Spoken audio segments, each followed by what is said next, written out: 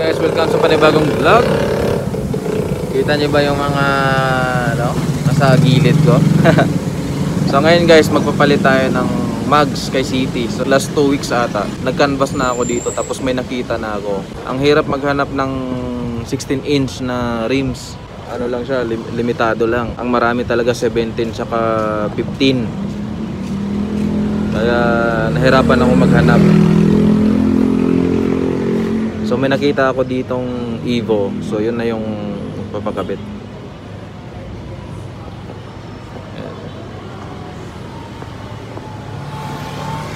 Shoutout ka pala kay Boss Fidel Ramos of Bulacan Mugs Repair and Restoration. Yeah, shoutout sa'yo boss. At gusto ko rin i-shoutout yung Tomworks sa Banawe, yung pinagbilhan ko ng makina ng City. So kung gusto nyong bumili ng mga parts or makina, pwede kayong pumunta sa kanila sa Tomworks guys. So mura lang dyan, puntahan nyo na lang. So last time kasi, nung Sabado ata, Sabado ba yun? Hindi, nung Miyerkules pala, bumili ako sa kanila ng 4 na coil pack sa City kasi nagluluko na siya. Ayan. So abangan nyo yung ipapalagay kong dito, mag.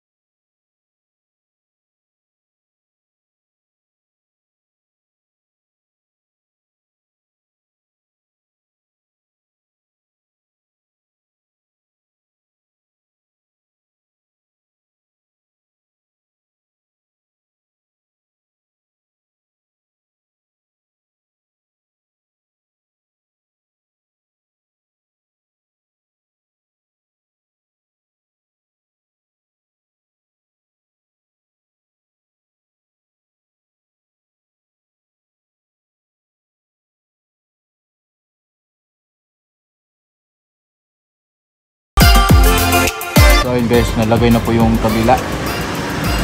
Yan. Perfect.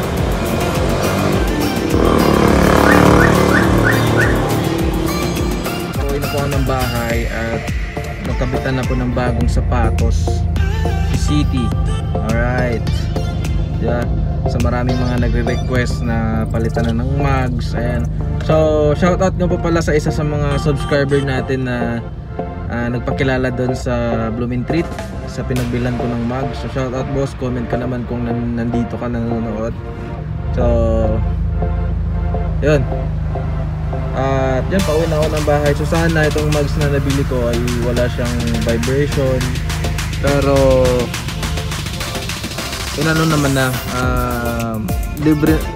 libre naman yung balancing niya sa harapan. Yung sa harap lang naman yung kailangan i-balance. So masusubukan ko ito mamaya kung wala ba siyang inig, kasi may mga mugs talaga na kahit anong balance mo, kahit nakakarami ka na ng magnet, nanginginig pa rin sa high speed. Okay? Tulad nung yung dati ko, nanginginig siya kahit nakabalance na, nanginginig pa rin.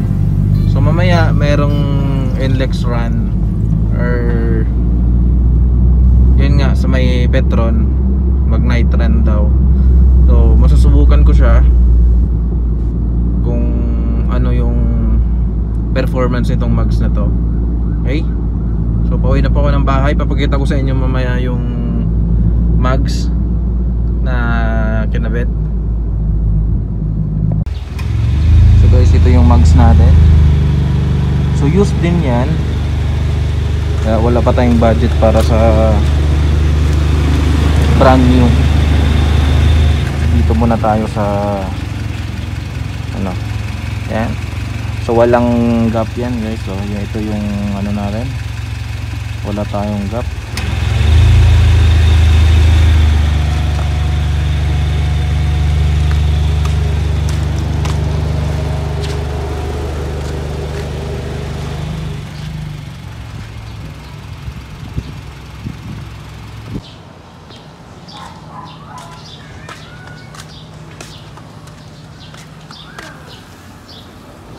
So yun guys, dahil sobrang lowered na nitong city na to, ito na yung nasira.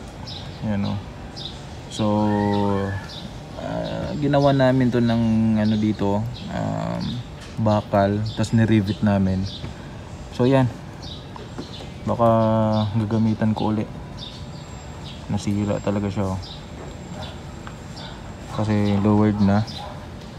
Tapos itong cover ng headlamp, binilhan ko na rin siya sa Shopee. Ayan. Kasi pangit na siya Ayan. Yung kabila yan, pangit, diba? So sobrang baba niya. Kahit dito sa parking, pag pinasok ko siya sa garahe, nahihirapan na ako. Ayan, lubog. Wala ka makikitang ano dito. So nakalubog talaga yung ano niya, yung gulong. So comment down below guys kung maganda ba yung mags or okay lang, diba?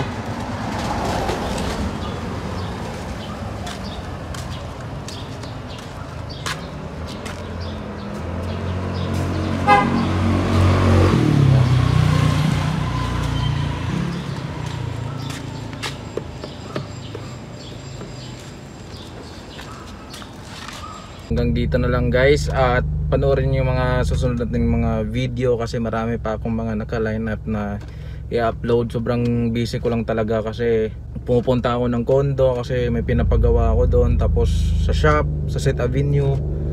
Kaya ang dami kong inaasikaso ngayon, kaya pasensya na kung hindi ganun ka-consistent yung mga uploads natin, pero ginagawa ko pa rin yung lahat para makapag-update or makapag content. Okay, so guys, thank you so much.